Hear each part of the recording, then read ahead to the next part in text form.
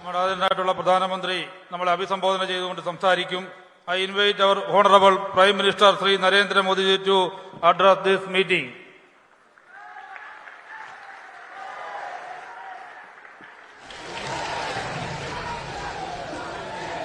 भारत माता की, भारत माता की। स्वामिये शरणम अय्यप्पा, पथनम थिट्टाइले एंडे सहोदरी सहोदरनमारे एल्वा वारकम अंडे नमस्कारम। आज पथनम थिट्टा का ये माहौल बता रहा है कि इस बार केरला में कमल खिलने जा रहा है। केरला में जनता हमें पिछले चुनावों में डबल डिजिट वोट परसेंट वाली पार्टी बना चुकी है। अब बीजेपी के लिए डबल डिजिट सीट्स की मंजिल बहुत दूर नहीं है। बीजेपी यहां की युवा ऊर्जा को बढ़ावा दे रही है। यहां बीजेपी के उम्मीदवार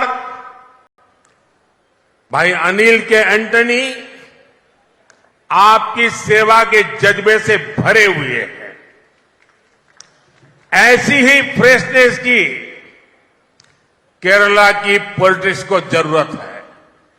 इसलिए अब केरला के लोग भी कह रहे हैं अब की बार 400 पार, अब की बार इत्तमणा नानूरिल अधिगम, इत्तमणा इत्तमणा ഇത്തവണ ഇവിടെ വന്നപ്പോൾ നിങ്ങളുടെ ഈ ഇളകി പറയുന്ന അന്തരീക്ഷം കണ്ടപ്പോൾ ഒരു കാര്യം ഉറപ്പായി, ഈ പ്രാവശ്യം കേരളത്തില് താമര വിരിയുമെന്നുള്ള കാര്യം ഉറപ്പായി. അതുപോലെ തന്നെ പറയുവാൻ സാധിക്കും, കഴിഞ്ഞ തെരഞ്ഞെടുപ്പുകളിലെ കേരളത്തിലെ ജനത ഭാരതീയ ജനതാ പാർട്ടിക്ക് 2 അക്കത്തിലുള്ള ശതമാനത്തിൽ വോട്ട് നൽകുകയുണ്ടായി. ഇപ്രാവശ്യം സംഭവിക്കാൻ പോകുന്നത് കേരളത്തിലെ ജനത ഭാരതീയ ജനതാ പാർട്ടിക്ക് 2 അക്കത്തിലുള്ള ഇവിടെ മെമ്പർമാരെ ജയിപ്പിക്കുമെന്നുള്ളതാണെന്ന് പറയുവാൻ ഞാൻ ആഗ്രഹിക്കുകയാണ്. ഈ കേരളത്തിലെ ജനങ്ങൾക്ക് ഞാൻ യുവത്വത്തിന്റെ ഊർജം കൊടുക്കുവാൻ ആഗ്രഹിക്കുകയാണ്. പത്തനംതിട്ടയിൽ ഈ സ്ഥാനാർത്ഥി, ഇവിടുത്തെ സ്ഥാനാർത്ഥി അനിൽ കെ ആന്റണി യുവത്വത്തിന്റെ പ്രതീകമാണ്. അദ്ദേഹം സേവനവുമായി നിങ്ങളുടെ ഇടയിൽ വന്നിരിക്കുകയാണ്. കേരളത്തിന്റെ നവീകരണത്തിന് അത് ആവശ്യമാണ് എന്ന് ഞാൻ കരുതുന്നു. ഇപ്പോൾ കേരളത്തിലെ ജനങ്ങൾ പറയുന്നു ഇപ്രാവശ്യം 400-ലേറെയാണ് ബിജെപിക്ക് സീറ്റ് കിട്ടാൻ പോകുന്നത്, എൻഡിഎക്ക് സീറ്റ് കിട്ടാൻ പോകുന്നതെന്ന് പറയുകയാണ്. साथियों, केरला में करप्ट और नाकाबिल सरकार होने का बहुत बड़ा नुकसान केरल के आप सब मेरे भाई बहनों को उठाना पड़ रहा है। हम जानते हैं यहां रबर के किसान हैं, कितनी मुसीबतों से रबर का किसान गुजारा कर रहा है, लेकिन एलडीएफ और यूडीएफ ने अपनी आंखें बंद कर रखी है। केरला में कानून व्यवस्था का हाल भी बहुत बुरा है।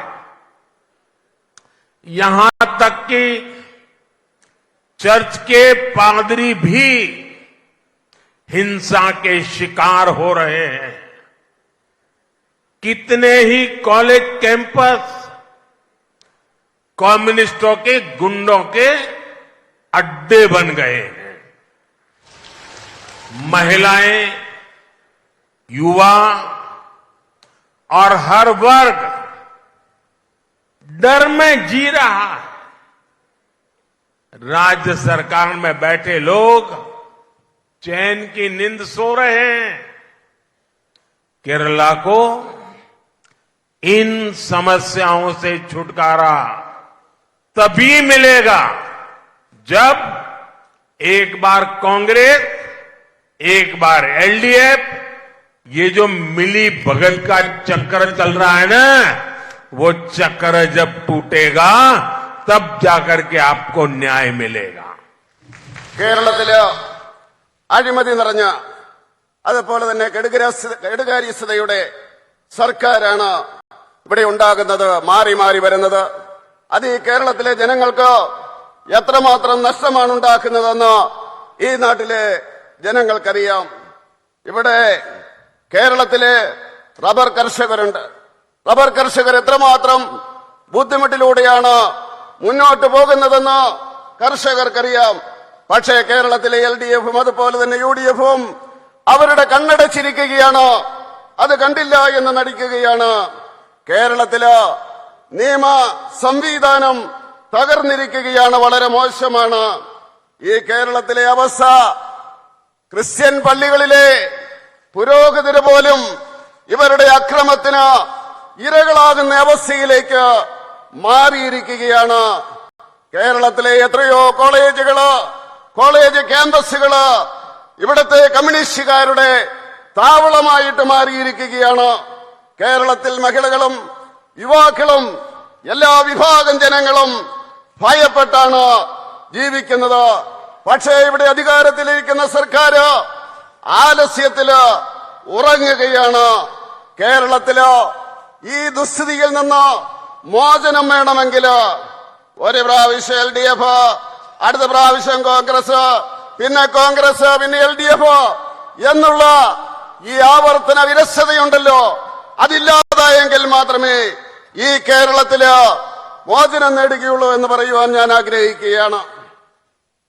साथियों, जिन पॉलिटिकल पार्टीज का एकमात्र लक्ष्य सिर्फ और सिर्फ सत्ता हासिल करना होता है, वो कभी भी लोगों का भला नहीं कर सकती।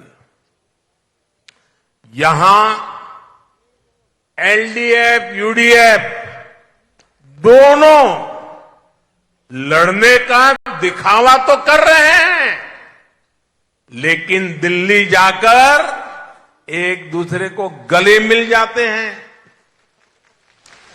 यहां आपके सामने कांग्रेस वाले लेफ्ट सरकार को फांसीवादी कहते हैं और कम्युनिस्ट पार्टी के लोग कांग्रेस को घोटालेबाज पार्टी कहते हैं। और फिर दिल्ली में ये लोग आपस में मिलकर गठबंधन कर लेते हैं। कांग्रेस और लेफ्ट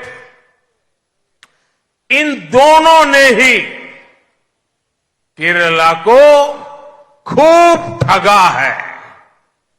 इस खेल को केरला के लोग अब समझ गए हैं। खास करके मेरी माताएं बहनें, मेरे नौजवान उनके इस खेल को बराबर समझ गए हैं। ഈ കേരളത്തില് അധികാരത്തിൽ വരുന്നതിന് വേണ്ടി മാത്രം പ്രവർത്തിക്കുന്ന രാഷ്ട്രീയ കക്ഷികളാണ്. അവർക്ക് ഇവിടുത്തെ ജനങ്ങൾക്ക് വേണ്ടി ഒന്നും ചെയ്യുവാൻ സാധിക്കില്ല. ഈ എൽഡിഎഫും അതുപോലെ തന്നെ യുഡിഎഫും കേരളത്തിൽ അവര് പരസ്പരം ഏറ്റുമുട്ടുന്നത് പോലെ കാണിക്കുകയാണ്. പക്ഷേ ഡൽഹിയിൽ ചെന്നു കഴിഞ്ഞാല് അവര് പരസ്പരം തോളോട് തോറ് നിൽക്കുകയാണ്. തീർച്ചയായിട്ടും ഇവിടുത്തെ ജനങ്ങളെ കബളിപ്പിക്കുകയാണ് ചെയ്യുന്നത് ഈ എൽഡിഎഫും യുഡിഎഫും. ഇവിടുത്തെ സഹോദരിമാര്, അമ്മമാര്, യുവാക്കള് ഇവർക്കെതിരെ ശക്തമായിട്ട് പ്രതികരിക്കേണ്ട അവസരം വന്നിരിക്കുകയാണ്. ആ രീതിയിൽ കേരളത്തിലെ രാഷ്ട്രീയ അന്തരീക്ഷം മാറിയിരിക്കുകയാണ്. साथियों, कांग्रेस हो या लेफ्ट, इन दलों ने सत्ता के लालच में जिस तरह के खेल खेले, जिस तरह राज्यों को बर्बाद किया, वो भी अब लोग अच्छी तरह जानते हैं. इसलिए जिस राज्य से एक बार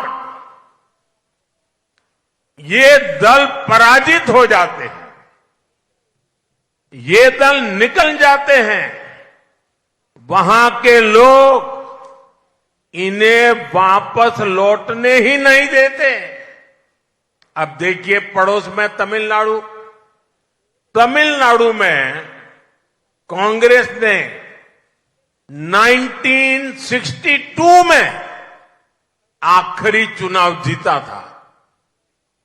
यूपी, गुजरात, बिहार में भी कांग्रेस ने 4 दशक पहले, 4 डेकेड पहले आखिरी चुनाव जीता था. ओडिशा में भी कांग्रेस 3 दशक से सरकार से बाहर ही है. देश के कितने ही राज्यों में आज कांग्रेस का एक मेंबर ऑफ पार्लियामेंट भी नहीं है. अब आप देखिए त्रिपुरा, बंगाल, ये राज्यों में ये लेफ्ट पार्टियों का सितारा इतना चमकता था, 3-3, 4 दशक तक उन्हीं की चलती थी. लेकिन एक बार जब लोगों ने त्रिपुरा से उनको हटाया, बंगाल से लेफ्ट वालों को हटाया, उसके बाद कितने ही साल हो गए कांग्रेस को और लेफ्ट को ये कोई घुसने नहीं देता है. ऐसे राज्यों के लोगों को ये सच्चाई पता है कि जितने साल उन्होंने कांग्रेस पर भरोसा किया, जितने साल उन्होंने लेफ्ट पर भरोसा किया, उतने साल उस राज्य का सर्वाधिक नुकसान हुआ है. രാഷ്ട്രീയ ലക്ഷ്യം വെച്ചുകൊണ്ട് അധികാരത്തിൽ വരുവാൻ ശ്രമിക്കുന്ന ഈ പാർട്ടികള് സംസ്ഥാനങ്ങൾക്ക് എന്തുമാത്രം നഷ്ടമുണ്ടാക്കി എന്നുള്ളത് നമുക്ക് മനസ്സിലാക്കുവാൻ സാധിക്കും.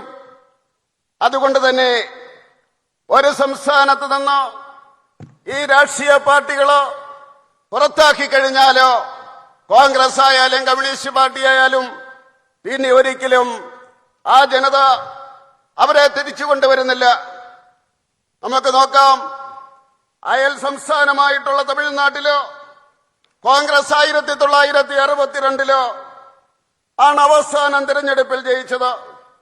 ഇന്നുവരെയും അവർക്ക് തിരിച്ചു വരുവാൻ സാധിച്ചിട്ടില്ല.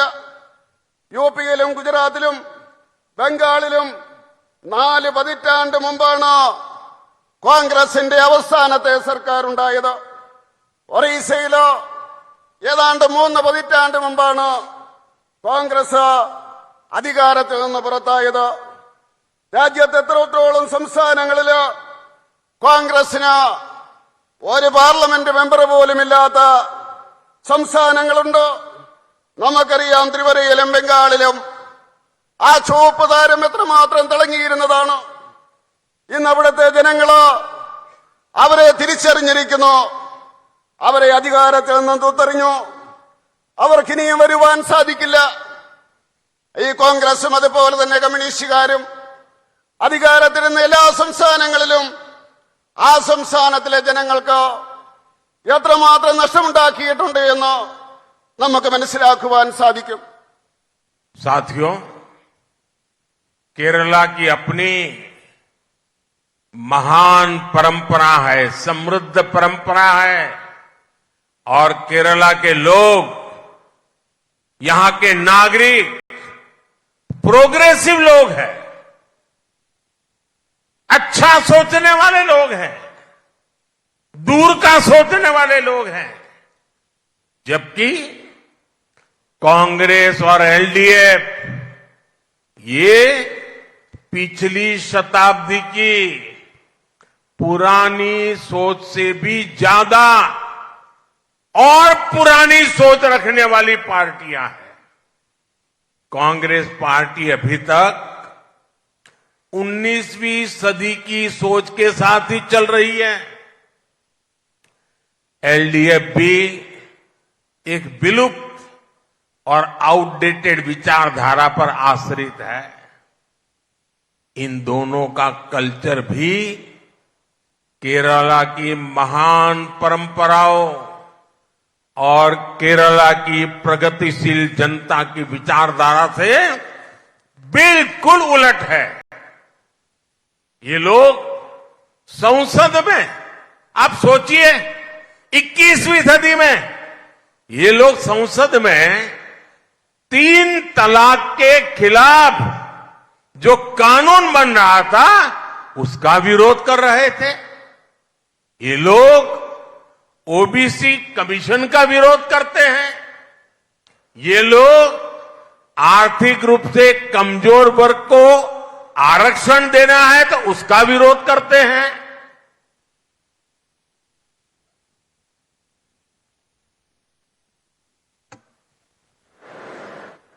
ഈ കേരളത്തിലെ ജനങ്ങള് അവരെ സാംസ്കാരികമായിട്ട് ഉന്നത നിലവാരം പുലർത്തുന്നവരാണ്. ഇവിടുത്തെ പൗരന്മാരെന്ന് പറയുന്നത് പുരോഗമനപരമായിട്ട് ചിന്തിക്കുന്നവരാണ്. ഈ സംസ്ഥാനത്തെന്നാൽ ഈ കോൺഗ്രസും അതുപോലെ തന്നെ എൽഡിഎഫും അവർ നൂറ്റാണ്ടുകൾക്ക് പിന്നിലുള്ള ചിന്താഗതി വെച്ച് പുലർത്തുന്നവരാണ്. 19ാം നൂറ്റാണ്ടിനേക്കാൾ പിന്നിലാണ് കോൺഗ്രസ് ചിന്തിക്കുന്നത്. അവരുടെ രീതി അതാണ്. അതുപോലെ എൽഡിഎഫ് എന്ന് പറയുന്നത് കാലകരണപ്പെട്ട ഉപയോഗശൂന്യമായ ആശയം വെച്ച് പുലർത്തുന്നവരാണ്. ഇവരെ സമയത്തോളം, ഈ രണ്ടു കൂട്ടരെ സമയത്തോളം സാംസ്കാരികമായിട്ട് പുരോഗമനപരമായിട്ട് ഉന്നത നിലയിൽ നിൽക്കുന്ന കേരളത്തിലെ ജനങ്ങളെ അവർക്ക് മുന്നോട്ട് നയിക്കുവാൻ സാധ്യമല്ല. അവരെന്താണ് ചെയ്യുന്നത്? പാർലമെന്റിൽ നിങ്ങൾക്കറിയാം, മുത്തലാഖിനെതിരെ നിയമം വന്ന അവസരത്തില് ഇവരൊറ്റക്കെട്ടായിട്ട് അതിനെ എതിർക്കുകയായിരുന്നു. പുരോഗമന ആശയങ്ങളെ അവര് എതിർക്കുകയായിരുന്നു. അതുപോലെ തന്നെ ഒബിസി കമ്മീഷൻ വന്ന അവസരത്തില് ഇവരതിനെ എതിർക്കുകയായിരുന്നു. സാമ്പത്തികമായിട്ട് ദുർബലമായിട്ടുള്ള വിഭാഗങ്ങൾക്ക് സംവരണം കൊടുക്കുന്നതിന് വേണ്ടി നിയമം വന്നപ്പോൾ അവരതിനെ എതിർക്കുകയായിരുന്നു. അങ്ങനെയാണ് ഇവിടുത്തെ എൽഡിഎഫും അതുപോലെ തന്നെ യുഡിഎഫും ചെയ്യുന്നത്. साथियों, केरला की संस्कृति आध्यात्मिकता से हाथ जुड़ी हुई है, लेकिन यूडीएफ और एलडीएफ के लोग आस्था को कुचलने के लिए जाने जाते हैं। यूडीएफ, एलडीएफ वोट बैंक की राजनीति और समाज में खाई पैदा करने में लगे रहते हैं। केरला का कल्चर शांति को बढ़ावा देने वाला कल्चर है, लेकिन यूडीएफ, एलडीएफ के लोग दिन रात राजनीतिक हिंसा में विश्वास करते हैं। केरला के कल्चर में ईमानदारी को सर्वोपरि रखा जाता है, लेकिन यूडीएफ और एलडीएफ के नाम पर घोटालों की पूरी डिक्शनरी है। एलडीएफ को सोने के जरिए लूटने के लिए जाना चाहता है और यूडीएफ की पहचान सोलर पावर की लूट से होती है। लूट का ये खेल पूरी तरह से बंद करने के लिए मैं आज आपका आशीर्वाद मांगने के लिए आया हूं। मुझे केरल का आशीर्वाद चाहिए। मुझे केरल के लोगों का पूरा सहयोग चाहिए। കേരളത്തിന്റെ സംസ്കാരം എന്ന് പറയുന്നത് ആധ്യാത്മികതയുമായിട്ട് ചേർന്ന് നിൽക്കുന്നതാണ്. പക്ഷേ കേരളത്തിലെ UDF-ഉം അതുപോലെ തന്നെ LDF-ഉം വിശ്വാസത്തെ തകർക്കുവാനുള്ള ശ്രമമാണ് നടത്തുന്നത്. UDF-ഉം അതുപോലെ തന്നെ LDF-ന്റെയും രാഷ്ട്രീയ നീതി, രാജനീതി എന്ന് പറയുന്ന രാഷ്ട്രീയം എന്ന് പറയുന്നത് സമൂഹത്തെ ഭിന്നിപ്പിക്കുന്നതാണ്. കേരളത്തിലെ ജനങ്ങൾ സമാധാനം ആഗ്രഹിക്കുന്നവരാണ്. സമാധാനത്തിന്റെ പാതയിൽ മുന്നേറുവാൻ വേണ്ടി ആഗ്രഹിക്കുന്നവരാണ്. പക്ഷേ കേരളത്തിലെ UDF-ഉം അതുപോലെ തന്നെ LDF-ഉം അവര് അക്രമ രാഷ്ട്രീയത്തിൽ വിശ്വസിക്കുന്നവരാണ്. കേരളത്തിന്റെ സംസ്കാരം എന്ന് പറയുന്നത് സത്യസന്ധതയില് ഊന്നിയതാണ്.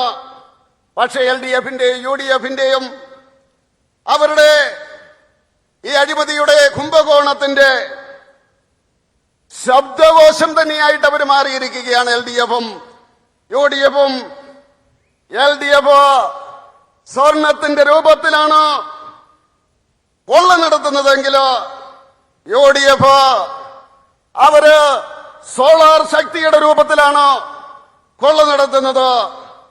ഈ കൊള്ള അവസാനിപ്പിക്കണമെങ്കിൽ തീർച്ചയായിട്ടും എനിക്ക് നിങ്ങളുടെ ആശീർവാദം വേണം. കേരളത്തിലെ ജനങ്ങളുടെ സഹകരണം കിട്ടുകയാണ് എങ്കിലോ ഈ കൊള്ള ഞാൻ അവസാനിപ്പിക്കുമെന്ന് പറയാൻ ആഗ്രഹിക്കുക. साथियों, यहां की करप्ट सरकार के बावजूद बीजेपी सरकार केरला के आप लोगों के विकास के लिए पूरी ताकत से काम कर रही है। अगर मैं आपको सिर्फ पथनमथिट्टा जिले में बीजेपी सरकार के विकास कार्य बताऊंगा तो आप अंदाजा लगा पाएंगे कि हम केरल के लोगों के कल्याण के लिए कितना काम कर रहे हैं। मैं एक जिले का बताता हूं। पथनमथिट्टा में अराउंड 3,50,000 परिवारों को जल जीवन मिशन के तहत नल से जल का कनेक्शन दिया गया है। पथनमथिट्टा में लगभग 5 लाख लोगों को PM गरीब कल्याण योजना के तहत मुफ्त राशन मिल रहा है। पथनमथिट्टा में 1,50,000 से ज्यादा किसानों को PM किसान सम्मान निधि के 380 करोड़ रुपए दिए गए हैं। पथनमथिट्टा में 1,50,000 से ज्यादा पशुओं का वैक्सीनेशन हुआ है। यहां करीब 12,000 महिलाओं को उज्ज्वला योजना के तहत LPG कनेक्शन दिया गया है। ഇവിടുത്തെ അഴിമതി നിറഞ്ഞ സർക്കാരുകൾ കേരളത്തെ തകർക്കുവാൻ വേണ്ടി ശ്രമിക്കുന്ന അവസരത്തിലോ കേന്ദ്രത്തിലെ BJP സർക്കാരോ കേരളത്തിന് വേണ്ടി, കേരളത്തിന്റെ പുരോഗതിക്ക് വേണ്ടി ശ്രമിച്ചുകൊണ്ടിരിക്കുകയാണ്. പൂർണ്ണമായിട്ടുള്ള ശക്തി അതിനുവേണ്ടി ഞാൻ ഉപയോഗിക്കുകയാണ്. ഈ പത്തനംതിട്ട ജില്ലയിൽ മാത്രം കേന്ദ്ര സർക്കാർ നടപ്പിലാക്കിയ പദ്ധതികളെ പറ്റി നിങ്ങൾ കേൾക്കുകയാണെങ്കിലോ നിങ്ങൾക്ക് മനസ്സിലാകും കേന്ദ്ര സർക്കാർ എത്രമാത്രം ജനക്ഷേമ പദ്ധതികളാണ് നടപ്പിലാക്കുന്നതെന്ന് നിങ്ങൾക്ക് മനസ്സിലാക്കാൻ സാധിക്കും. ഞാനിപ്പോൾ പറയുന്നത് പത്തനംതിട്ട ജില്ലയുടെ കാര്യം മാത്രമാണ്. ഏതാണ്ട് 3,50,000 കുടുംബങ്ങൾക്ക് ഈ പത്തനംതിട്ട ജില്ലയില് ജൽജീവൻ പദ്ധതിയുടെ അടിസ്ഥാനത്തില് ടാപ്പുകൾ ഘടിപ്പിച്ചു കൊടുത്തിരിക്കുന്നു വീടുകളില്. അതുപോലെ തന്നെ ഈ പത്തനംതിട്ട ജില്ലയില് ഏതാണ്ട് 5 ലക്ഷം ജനങ്ങൾക്ക് ഗരീബ് കല്യാൺ പദ്ധതിയുടെ അടിസ്ഥാനത്തില് സൗജന്യമായിട്ടുള്ള റേഷൻ കൊടുത്തുകൊണ്ടിരിക്കുകയാണ്. അതുപോലെ തന്നെ ഈ പത്തനംതിട്ട ജില്ലയിലോ 1,50,000 കർഷകർക്ക് കിസാൻ സമ്മാൻ നിധിയുടെ അടിസ്ഥാനത്തിലോ ആ രൂപ കൊടുത്തുകൊണ്ടിരിക്കുന്നു. എത്രയാണെന്നറിയണ്ടേ? 380 കോടി രൂപ ഈ പത്തനംതിട്ട ജില്ലയ്ക്ക് വേണ്ടി കൊടുത്തിരിക്കുകയാണ്. അതുപോലെ തന്നെ ഈ പത്തനംതിട്ട ജില്ലയില് 1,50,000 വളർത്തുമൃഗങ്ങൾക്ക് വാക്സിനേഷൻ കൊടുത്തിരിക്കുന്നു. അതുപോലെ തന്നെ ഈ പത്തനംതിട്ടയില് 12,000 സ്ത്രീകൾക്ക് ഉജ്ജ്വല യോജനയുടെ അടിസ്ഥാനത്തില് LPG കണക്ഷൻ കൊടുത്തിരിക്കുകയാണ്. केरला के विकास के लिए बीजेपी सरकार के इन प्रयासों के बीच ये भी जरूरी है कि केरला के लोगों की सही भावनाएं केंद्र सरकार तक पहुंचे। अगर यहां बीजेपी के सांसद होंगे तो केरला की भावनाओं को केंद्र सरकार तक पहुंचाने में और केंद्र सरकार की योजनाओं को यहां लागू करने में भी और आसानी होगी। केरला के लोगों को विकास की जिन योजनाओं परियोजनाओं की जरूरत है वो अपनी बात बीजेपी सांसदों से और बेहतर तरीके से लोग अपनी बात पहुंचा पाएंगे। और मोदी आपकी इच्छा पूर्ति में कोई कमी नहीं रखेगा। ये मोदी की गारंटी है। ये है മോദിയുടെ ഗ്യാരണ്ടി. കേരളത്തിലെ ജനങ്ങൾക്ക് വേണ്ടിയുള്ള വികസന പ്രവർത്തനങ്ങളോ കേന്ദ്ര സർക്കാർ നടത്തുമ്പോൾ തന്നെ ഇവിടുത്തെ ജനങ്ങളുടെ യഥാർത്ഥ വികാരം കേന്ദ്ര സർക്കാരിൽ എത്തിക്കുന്നതിന് ഇവിടെ നിന്ന് എംപിമാരുണ്ടാകേണ്ടിയിരിക്കുന്നു. ഇവിടെ MP തിരഞ്ഞെടുക്കപ്പെട്ട് കഴിഞ്ഞാൽ കേരളത്തിലെ ജനങ്ങളുടെ യഥാർത്ഥ വികാരം അവരിലൂടെ കേന്ദ്ര സർക്കാരിലോ എത്തിക്കുവാൻ സാധിക്കും. അതിനാവശ്യമായിട്ടുള്ള പദ്ധതികളോ പരിപാടികളോ അത് നടപ്പിലാക്കാൻ സാധിക്കും. അങ്ങനെ അതിന്റെ ഗുണങ്ങളോ തീർച്ചയായിട്ടും കേരളത്തിലെ ജനങ്ങൾക്ക് കിട്ടും. അതുകൊണ്ട് എനിക്ക് പറയുവാനുള്ളത് കേരളത്തില് നിന്ന് എംപിമാർ തിരഞ്ഞെടുക്കപ്പെട്ട് കഴിഞ്ഞാൽ കേരളത്തിന്റെ വികസനം ദ്രുതഗതിയിലാകും. മാത്രമല്ല നിങ്ങളുടെ ഇച്ഛ ആഗ്രഹം അതിനൊരു കുറവും മോഡി വരുത്തില്ല. അത് മോഡിയുടെ ഗ്യാരണ്ടിയാണ്. साथियों, मैं जब भी विदेश जाता हूं, वैश्विक नेताओं से मिलता हूं, तो वो सभी और खासकर गल्फ देशों के नेता, प्रवासी भारतीय और विशेष करके केरला के लोगों के बारे में बहुत बातें करते हैं। मैं भी केरला के परिश्रमी लोगों की खूब तारीफ करता हूं। केरला की ब्रांडिंग जहां जाता हूं वहां करता हूं। मैं विदेशों में लोगों को बताता हूं कि क्यों हमारा केरला इतना खास है। मुझे याद है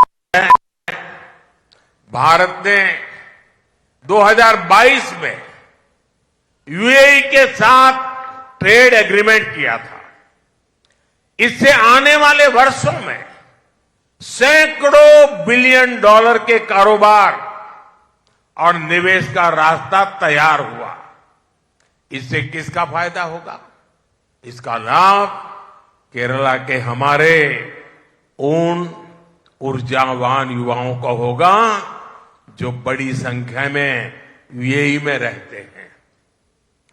जब 2021 में मेरी वेटिकन में हिज होलीनेस पोप फ्रांसिस से मुलाकात हुई थी, तब भी मैंने केरला का विशेष जिक्र किया था। भारत में हो रही प्रगति के बारे में जानकर भी वो भी बहुत प्रभावित हुए थे। അതുപോലെ തന്നെ വിദേശത്ത് പോകുന്ന ഈ അവസരത്തിലോ ഞാൻ അവിടുത്തെ നേതാക്കന്മാരോട് പ്രവാസി ഭാരതീയരെ പറ്റി സംസാരിക്കാറുണ്ട്. പ്രത്യേകിച്ച് കേരളത്തിലെ ജനങ്ങളെ പറ്റി സംസാരിക്കാറുണ്ട്. അവരെല്ലാം തന്നെ കേരളത്തിലെ ജനങ്ങളെ പറ്റി നല്ല അഭിപ്രായമാണ് പറയാറുള്ളത്. ഞാൻ അവരോട് കേരളത്തിലെ കഠിനാധ്വാനികളായിട്ടുള്ള ജനങ്ങളെ പറ്റി ഞാൻ പറയാറുണ്ട്. കേരളത്തിന്റെ ബ്രാൻഡിങ് എവിടെ ചെന്നാലും ഞാൻ നടത്താറുണ്ട്. അത് കേരളത്തോടുള്ള പ്രത്യേകമായിട്ടുള്ള താല്പര്യം കൊണ്ടാണ്. കാരണം ഈ കേരളം എന്ന് പറയുന്നത് നമ്മളെ സംബന്ധിച്ചിടത്തോളം വളരെ പ്രിയപ്പെട്ടതാണ്. ഭാരതം 2022 UAE-യുമായിട്ട് വ്യാപാര കരാറ് ഒപ്പുവെക്കുകയുണ്ടായി. അതുകൊണ്ടുണ്ടാകുന്ന ഗുണമെന്ന് പറയുന്നത് ശതക്കണക്കിന് കോടി ബില്യൺ ഡോളറിന്റെ പ്രവർത്തനങ്ങൾ ഉണ്ടാകും. അതിൻ്റെതായിട്ടുള്ള നേട്ടങ്ങളുണ്ടാകും. ആർക്കാണ് ഇതിന്റെ നേട്ടമുണ്ടാകുക? ആർക്കാണ് ഇതിന്റെ ഗുണമുണ്ടാകുക? കേരളത്തിൽ നിന്നുള്ള ഊർജ്ജസ്വലരായിട്ടുള്ള യുവാക്കള് അവർ UAE-യിലുണ്ട്. അവർക്കായിരിക്കും അതിന്റെ വലിയ ഗുണം കിട്ടാൻ പോകുന്നത്. 2021 ഞാൻ വത്തിക്കാൻ സന്ദർശിച്ച അവസരത്തില് പരിശുദ്ധ ഫ്രാൻസിസ് പാപ്പയുമായിട്ട് കാണുകയുണ്ടായി. അപ്പോഴും അദ്ദേഹം സംസാരിച്ച അവസരത്തില് ഞാൻ അദ്ദേഹത്തോട് പറയുകയുണ്ടായി, കേരളത്തിലെ വിശേഷങ്ങള് സർക്കാരിന്റെ ശ്രമപരമായിട്ട് ഭാരതത്തിലുണ്ടായിട്ടുള്ള വികസനത്തില് അദ്ദേഹം വളരെ തൽപരനായിരുന്നു. साथियों, पिछले 10 वर्षों में हमने देश के हर क्षेत्र, हर वर्ग के लिए जितना ज्यादा काम कर सकते हैं करने का प्रयास किया है। आप जानते हैं, हम युद्ध के बीच फंसी हमारी नर्स बहनों को भारत वापस लेकर आए थे इराक से। हमने संकट पे फंसे हमारे पादरियों को बाहर निकाल करके सुरक्षित वापस लाए थे। कोरोना के समय दुनिया के हर हिस्से से भारतवासियों को स्वदेश पहुंचाया है, क्योंकि जहां एक भी भारतीय परेशानी में होगा वहां उसके साथ हमारी सरकार मजबूती से खड़ी होगी। ये है മോദിയുടെ ഗ്യാരണ്ടി. വർഷകാലമായിട്ട് എല്ലാ ക്ഷേത്രങ്ങളിലും എല്ലാ ഭാഗങ്ങളിലും ഭാരതീയ ജനതാ പാർട്ടിയുടെ സർക്കാർ പ്രവർത്തിച്ചുകൊണ്ടിരിക്കുകയാണ്. എല്ലാ ജനവിഭാഗങ്ങൾക്ക് വേണ്ടി കഠിനമായിട്ടുള്ള ശ്രമങ്ങൾ നടത്തിക്കൊണ്ടിരിക്കുകയാണ്. നമുക്കറിയാം, യുദ്ധത്തിലോ കുടുങ്ങിയ നേഴ്സുമാരെ എത്ര ശ്രമകരമായിട്ടാണ് തിരിച്ചു കൊണ്ടുവന്നതെന്ന് നമുക്കറിയാം. അതുപോലെ തന്നെ ദുരിതത്തിൽ വിദേശത്തുപെട്ട വൈദികരെ നമ്മൾ തിരിച്ച് നമ്മുടെ രാജ്യത്തേക്ക് കൊണ്ടുവന്നു. അതുപോലെ തന്നെ കൊറോണയുടെ സമയത്ത് ലോകത്തിന്റെ എല്ലാ ഭാഗങ്ങളിൽ നിന്നും ഭാരതീയരെ നമ്മൾ രാജ്യത്തേക്ക് തിരിച്ചു കൊണ്ടുവന്നു. എവിടെയാണെങ്കിലും ഭാരതീയർക്ക് ഒരു പ്രശ്നമുണ്ടായാൽ അവിടെ ശക്തമായിട്ട് സർക്കാരുണ്ടാകും. അതാണ് മോഡിയുടെ ഉറപ്പ്, മോഡിയുടെ ഗ്യാരണ്ടി. साथियों, अगले कुछ दिनों में ही ईस्टर भी आने वाला है। ये दिन हमें जीसस क्राइस्ट के आदर्शों की याद दिलाता है। मैं आप सभी को ईस्टर की हार्दिक शुभकामनाएं भी देता हूं। हमारे पारसी भाइयों का बड़ा महत्वपूर्ण त्योहार नवरोज का त्योहार भी आने वाला है। रामनवमी और होली भी बिल्कुल पास में है। रमजान का पवित्र महीना चल रहा है और लोकतंत्र का सबसे बड़ा फेस्टिवल भी शुरू होने वाला है। मुझे विश्वास है केरला का बीजेपी के लिए जो स्नेह है इस बार विशाल जन समर्थन में बदलेगा और इस बार पुराने सारे रिकॉर्ड टूटेंगे। एलडीएफ यूडीएफ के विष चक्र से हमारा केरला बाहर निकालेगा और मोदी को केरला की सबसे ज्यादा सेवा करने का मौका देगा। मैं आपसे वादा करता हूं कि मोदी केरला के विकास के लिए कोई कोर कसर नहीं छोड़ेगा। ഏതാനും ദിവസത്തിനുള്ളിലോ പവിത്രമായിട്ടുള്ള ഈസ്റ്റർ വരികയാണ്. ആ ഈസ്റ്റർ ദിനത്തിലോ യേശുക്രിസ്തുവിന്റെ വചനങ്ങളും ആശയങ്ങളും നമ്മൾ ഒരുപടിക്കുണ്ടായി. തീർച്ചയായിട്ടും ഈ അവസരത്തിലോ ഞാൻ എല്ലാവർക്കും ഈസ്റ്ററിന്റെ ആശംസകൾ നേരുകയാണ്. അതുപോലെ തന്നെ ഈ പാർസി വിഭാഗം ജനങ്ങള് നവരോജ് ഉത്സവം നടത്തുകയാണ്. പവിത്രമായിട്ടുള്ള രാമനവമി വരികയാണ്. ഹോളി അടുത്തു വരുന്നു. റംസാൻ നോയമ്പ് തുടങ്ങിയിരിക്കുന്നു. ജനാധിപത്യത്തിന്റെ ഏറ്റവും വലിയ ഉത്സവമായിട്ടുള്ള ഇലക്ഷനും വന്നിരിക്കുകയാണ്. തീർച്ചയായിട്ടും നമുക്ക് ഈ അവസരത്തില് ജനാധിപത്യത്തിന്റെ വിജയത്തിന് വേണ്ടി നമ്മൾ ശ്രമിക്കണം. തീർച്ചയായിട്ടും ഈ സ്നേഹം ബിജെപിയുടെ നേരെയുള്ള സ്നേഹം അത് വലിയ രീതിയിലുള്ള ജനസമ്മതിയായിട്ട് മാറണമെന്ന് ഞാൻ പറയുവാൻ ആഗ്രഹിക്കുകയാണ്. എൽഡിഎഫിന്റെയും യുഡിഎഫിന്റെയും ഈ ആവർത്തന വിരസതയുടെ ഈ ചക്രത്തിൽ നിന്ന് നമ്മൾ മുക്തരാകേണ്ടിയിരിക്കുന്നു. ഞാൻ നിങ്ങൾക്ക് വാക്ക് തരുവാൻ ആഗ്രഹിക്കുകയാണ്. വികസനത്തിന്റെ കാര്യത്തിൽ കേരളത്തെ സംബന്ധിച്ചിടത്തോളം ഒരു വിട്ടുവീഴ്ചയ്ക്കും മോഡി തയ്യാറല്ല എന്ന് പറയുവാൻ ഞാൻ ആഗ്രഹിക്കുകയാണ്. കേരളത്തിന് വേണ്ടി കൂടുതൽ സേവനം ചെയ്യുവാൻ എന്നെ അനുവദിക്കണമെന്ന് ഞാൻ അഭ്യർത്ഥിക്കുകയാണ്. मेरे साथ बोलिए भारत माता की, भारत माता की, भारत माता की। बहुत बहुत धन्यवाद।